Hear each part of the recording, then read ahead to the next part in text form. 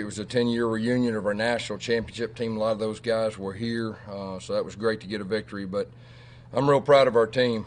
We talked about getting better each week. We've continued to do that, and we put things together today. And I look at the game. We talked about playing Auburn football. We rushed for 206 yards. We held them to 32 yards. With a freshman quarterback, we knew they were going to come in here running. Our defense had 4 sacks, a fumble for a touchdown, interception that went down to the 5-yard line. Real proud of our offensive line, not just running the football for 200 yard plus against the defending national champs, but they were leading the league in sacks. We give up 0 sacks today. As far as the game goes, I thought the drive right before half, I think it was 99 yards for a touchdown. Then the drive coming out of the locker room, 75 yards for a touchdown. But it was a complete game. I'm real proud of our team. I'm real proud of our coaches. You've seen this team grow.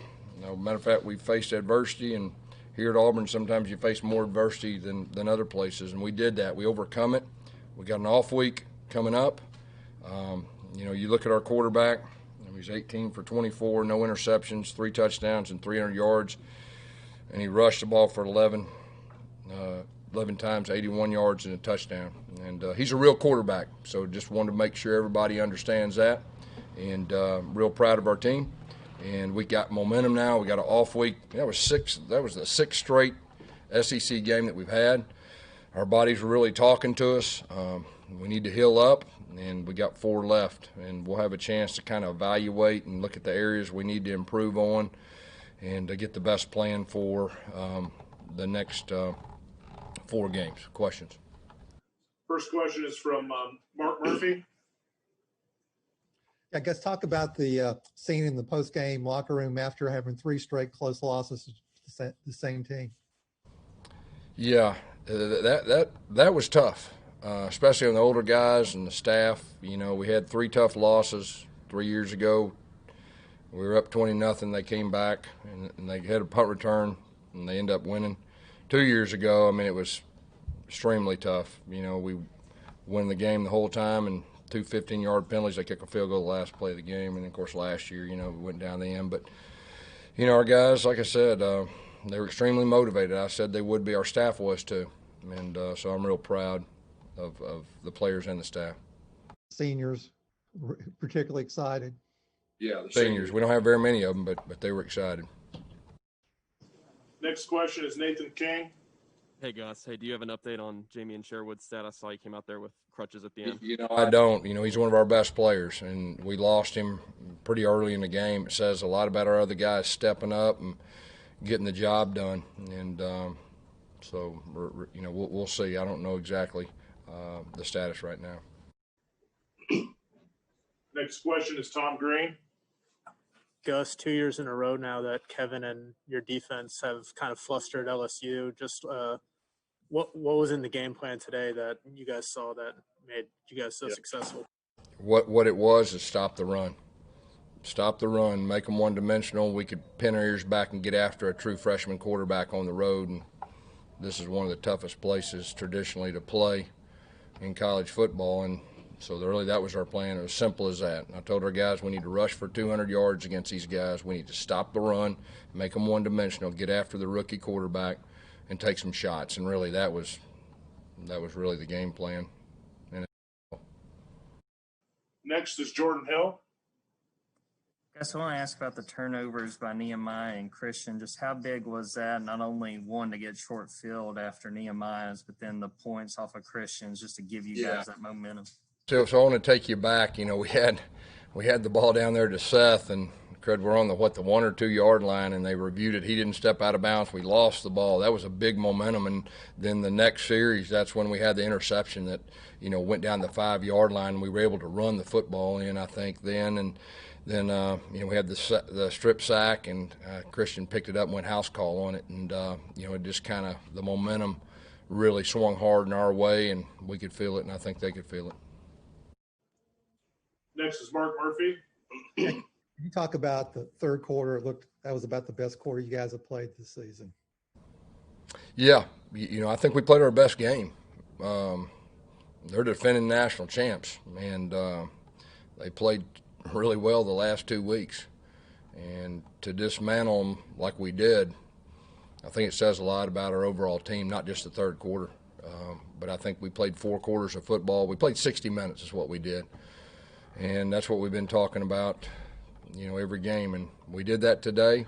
And like I said, it's going to give us some momentum for the last 4. Such an odd, go ahead. Such an odd year. Was it good to finally get to play some of the backups? There's no doubt. And I'll second the odd year. But yeah, it was good. With 10 SEC games, 10 SEC games. I don't know how much you get a chance to play your backups. That's something that kind of stresses you a little bit. And we were able to do that the entire fourth quarter. I think some of the end of the third quarter. This is Brian Matthews. Yes, sir, Coach. You came into the game. Your butt linebackers did not have a sack all season, and today they got 3 of the 4 overall. What does that sort of mean to you and the team in the pass rush? Yeah, our linebackers they're real linebackers. They played outstanding. We're down KJ Britt. Keep that in mind. One of the most dominating defensive players in our league. And those guys are getting better each week. We were able to rotate some of them young guys in even earlier in the game. Riley and some of those other guys to give them some experience. But, both those linebackers are really good at blitzing. And today they finished some, the pass rush. I was talking about your Bucks, like Derek Hall. You talked for the past few weeks about generating that pass rush, and he was able to do it. And, we really worked extremely hard on that. That's been an emphasis. We've improved. And their offensive lines, I think, is a very solid offensive line. And for us to do it against them says a lot. And I think we can continue that. Next is Jason Caldwell. Yeah, I was talking about offensive line. What can you say about your offensive line group? How far those guys have come? Yeah, Jason, we didn't have Brandon Council, and Council's our most flexible guy. And KJ, Keandre Jones, made his first start, and to be able to run for 206, to give up no sacks, and there was stress going in this deal because that number 8, he's a nightmare, and there's some other guys that are really good too. And to give up 0 sacks, it says a lot about our offensive line. They really answered the bell today. I think that's the 4th game in a row we've rushed for 200 yards. I don't remember, the last time we did that in SEC play 4 straight times, but it's some things that, we can build on. Next is Jordan Hill.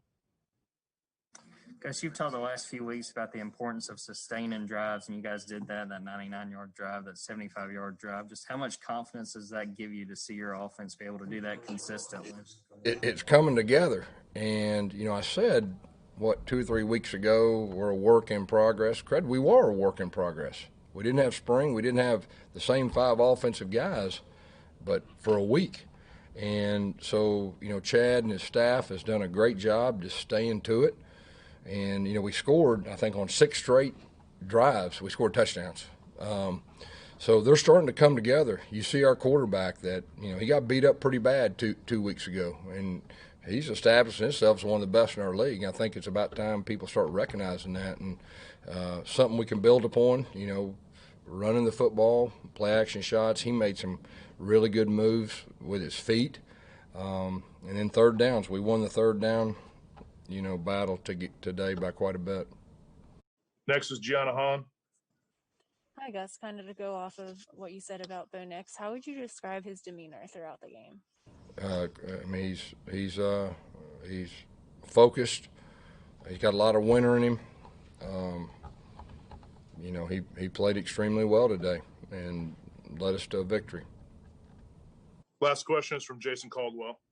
Gus, Bo talked about working on some things with Chad, and you look like he was more patient in the pocket, keeping his eyes downfield. And then have you seen him improve on that in that area?